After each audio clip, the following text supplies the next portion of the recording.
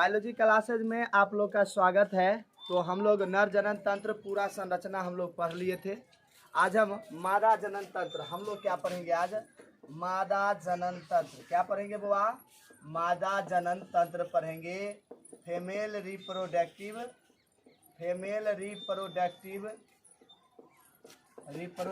System.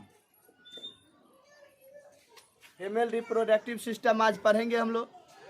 अब जानेंगे female reproductive system में आज हम एक के बारे में हम चर्चा करेंगे। देखिए, फीमेल रिप्रोडक्टिव सिस्टम में अगर मुख्य भाग की बात किया जाए तो उसमें कौन कौन सा होता है, तो आपको ये जानना होगा। सबसे पहले अंडाशय होता है, ठीक है, जिसे हम ओवरी कहते हैं।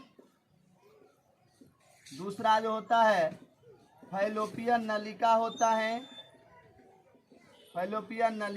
है, इंग्लिश में फैलोपियन ट्यूब कहते हैं। तीसरा गर्भाशय होता है जिसे यूटेरस कहते हैं। और चौथा योनि होता है जिसे वैजिना कहते हैं, ठीक है। ये मुख्य 4 इसमें भाग होते हैं जनन अंग में, जिसमें हम एक की चर्चा करेंगे आज, अंडाशय का। पूरा घंटी जो आज है अंडाशय का होगा, और जो बच जाएगा वो कल के वीडियो में हम आपको बेहतरीन से बता देंगे, ठीक है। तो सबसे पहले चलते हैं अंडाशय के बारे में। आप इस संरचना में आइए। देखिए, ये मादा जनन तंत्र की संरचना है। आप देख रहे हैं, ये देख रहे हैं गोला वाला भाग, और ये देख रहे हैं गोला वाला भाग। मतलब फीमेल में एक जोड़ा अंडाशय होता है, एक जोड़ा ओवरी होता है। और इसकी बात किया जाए इसकी लंबाई का, तो इसकी लंबाई 3 सेंटीमीटर होता है। लंबाई कितनी होती है? 3 सेंटीमीटर होता है। चौड़ाई जो है 1.5 सेंटीमीटर होता है, और मोटाई जो है 1 सेंटीमीटर होता है। आज से पूछेगा, बोलिए अंडाशय का लंबाई 3 सेंटीमीटर, चौड़ाई 1.5 सेंटीमीटर, मोटाई 1 सेंटीमीटर होता है, ठीक है। आप लोग भागा के वीडियो आज नहीं देखिएगा, बिल्कुल लाइन टू लाइन, यहाँ से बहुत क्वेश्चन बनता है। चलिए आप देखिए, ये अंडाशय बात करता। अंडाशय में 4 परत पाई जाती है। कितना परत होती है? 4 परत होती है। कहता अंडाशय में है चारों तरफ एक मतलब आवरण होता है जिसे ओव्यूल कहते हैं। जैसे ये देखिए, ये अंडाशय हुआ, इसके चारों तरफ एक आवरण होता है जिसे हम ओव्यूल कहते हैं। कहता ओव्यूल में 4 परत होती है। ये 4 परत बाहर की ओर देखिए। अब 4 परत इसमें हमको बनाना होगा आपको समझाने के लिए। ये देखिए 4 परत बन के रेडी हो गया। तो बाहर वाले परत को जो है इसको हम लोग कहते हैं ट्यूनिका एपिथेलियम। क्या कहते हैं बुआ? ट्यूनिका एपिथेलियम कहते हैं। भी उससे नीचे वाले परत को ट्यूनिका एल्बुजिनी कहते हैं। उससे नीचे वाले परत को कार्टेक्स कहते हैं, और सबसे अंदर वाले को मेडुला कहते हैं। क्या कहते हैं? मेडुला कहते हैं।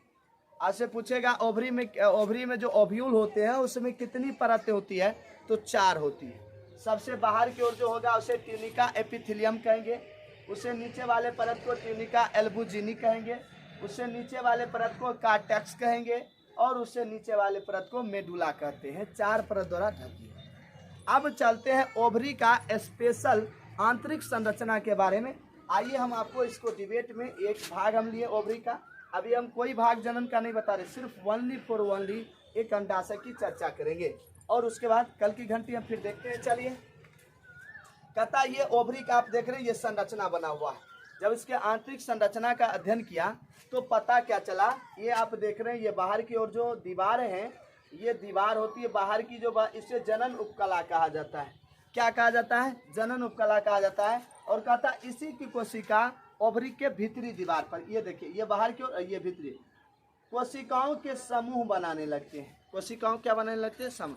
कहता है ओवरी के जो बाहरी दीवार होती है जनन उपकला, वो क्या होती है? उसके यानी अंडाशय के भीतरी दीवार पर कोशिकाओं के समूह बनाने लगते हैं। और इसी कोशिकाओं में जब धीरे धीरे वृद्धि होने लगता है, तो वो जो वृद्धि का जो आकार रूप ले लिया कोशिका का, उसे हम प्राथमिक पुटक कहते हैं। मतलब जब कोशिकाओं में वृद्धि होने लगते हैं तो उसे हम क्या कहते हैं? एक समूह बनता है कोशिकाओं को, जिसे प्राथमिक पुटक कहते हैं। और इसके बीच में देखिए, ये देखिए ना बिंदु देख रहे हैं, ये एक अंड कोशिका होती है, प्राथमिक पुटक के बीच में क्या होती है, एक अंड कोशिका होती है, ठीक है।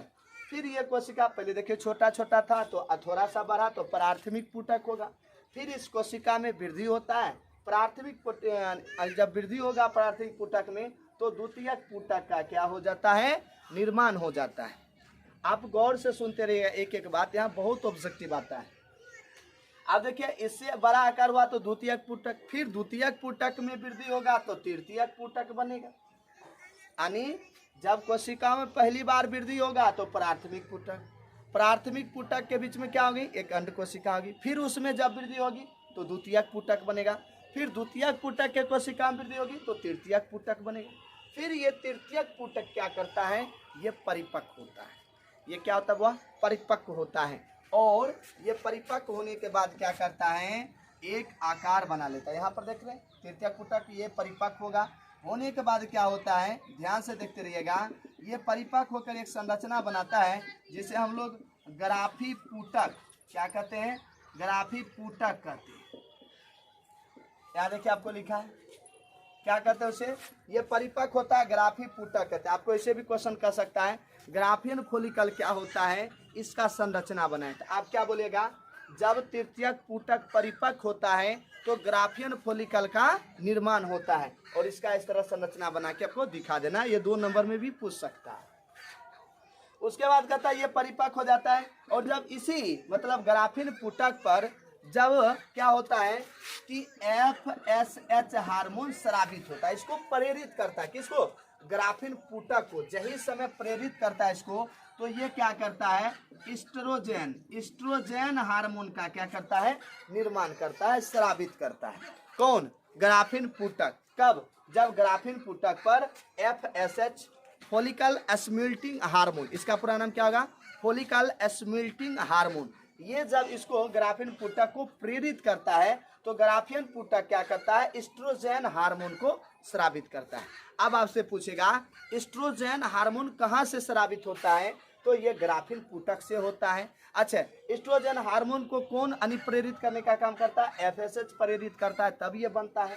कहता है जब ये बन जाता है एस्ट्रोजन हार्मोन के, उसके बाद क्या होता है, इसके बीच में एक अंड कोशिका आती है, तब ये ग्राफिन पुटक से अंड कोशिका देखिए ये बाहर निकल रहा है, ये अंडाणु लिखा हुआ है, अंडाणु यानी बाहर निकल, यानी जब ग्राफियन फोलिकल से ये अंडाणु बाहर निकल रहा है तो इसी को हम लोग कहते हैं अंडोत्सर्ग का, क्या कहते हैं, अंडोत्सर्ग कहते हैं। और यह क्रिया कब होती है, तो मासिक चक्र जो होती है प्रत्येक फीमेल के प्रत्येक महीना होता है 12 वर्ष के बाद 50 वर्ष तक, आप लोग को हम बताए हुए भी। तो ये क्या होता है, अंडाणु उससे बाहर की ओर निकलता है, तो अंडाणु जब बाहर निकलता है ग्राफियन फोलिकल से, उसे ही अंडोत्सर्ग कहते हैं। और यह क्रिया मासिक चक्र के 14वें दिन, घबराइएगा नहीं, मासिक चक्र स्पेशल घंटी लेकर हम आपको बता देंगे कि प्रत्येक महीना में कैसी कैसी घटना होती है, ठीक है। अभी अंडाणु बाहर निकले, इसे अंडोत्सर्ग कहते हैं। अब अंडोत्सर्ग ये हो गया। अब कहिएगा सर अंडोत्सर्ग मासिक चक्र कितने दिन होता है, 14वें दिन होता है। कौन हार्मोन प्रेरित करता है, तब इसको LH हार्मोन प्रेरित करता है। क्या करता है, ये जब अंडाणु बाहर निकल गया तो क्या होता है कि ये ग्राफियन फोलिकल था, हरासित ग्राफियन फोलिकल, ये पूरे के पूरे पीले पदार्थ से भर जाता है। किस पदार्थ से भर जाता है, पीले पदार्थ से भर जाता है। जब ग्राफियन फोलिकल क्या होता है, यानी मासिक चक्र के 14वें से 18वें दिन तक जब अंडाणु बाहर निकल जाता है तो ग्राफियन फोलिकल पूरे पीले पदार्थ से भर जाता है। देखिए यहाँ पर हम, अब उजला बोर्ड है तो पीला तो हम दिखा नहीं सकते हैं, तो ये पीला जो है ये पूरे पीले पदार्थ से भर जाता है, जिसे हम कहते हैं अनिकार्पस लिथियम। हिंदी में इसको कहते हैं पित्त पिंड कहते हैं, पित्त पिंड कहते हैं, कार्पस लिथियम। देखिए आपको नीचे लिख दिए, कार्पस लिथियम कहते हैं। ये शुक्राणु का इंतजार करता है कि निषेचन कब हो। यदि जय घड़ी निषेचन होगा ये ऊपर की ओर खुल जाता है, लेकिन अगर निषेचन नहीं हुआ तो धीरे धीरे क्या होता है, ये कार्पस लिथियम 18वें दिन का, मासिक चक्र के जिस दिन स्टार्ट हुआ था 18वें दिन के बाद क्या होता है, उसका कार्पस लिथियम धीरे धीरे सूखने लगता है। जब सूखने लगता है तब उसी को हम लोग कहते हैं कार्पस एल्बुकेंस। कार्पस एल्बुकेंस कहते हैं, क्या कहते हैं वो, कार्पस एल्बुकेंस कहते हैं। और जब ये सूख हो जाता है तब निषेचन होने पर भी निषेचन क्रिया नहीं हो पाएगी, क्योंकि शुक्राणु का इंतजार करने वाले क्रिया क्या हो जाती है, समाप्त हो जाती है। ग्राफियन फोलिकल ये क्या होता है, धीरे धीरे ये सूख जाती है, जिसे कार्पस एल्बुकेंस कहते हैं।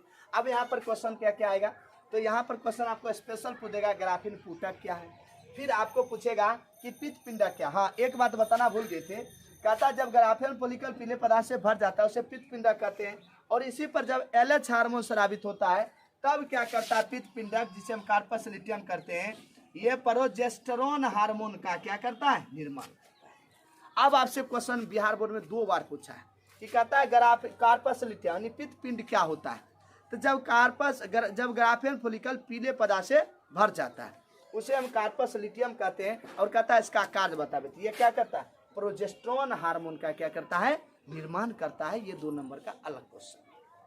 कहता है पूरे फीमेल, जितना भी फीमेल, उसके पूरे फीमेल में, क्योंकि मासिक चक्र 12 वर्ष के बाद होता है, 50 वर्ष कहता पूरे जीवन काल में उसमें 1,20,000 से 1,60,000 ग्राफियन फॉलिकल का क्या होता है, निर्माण होता है। ग्राफियन फॉलिकल का क्या होता है, निर्माण होता है।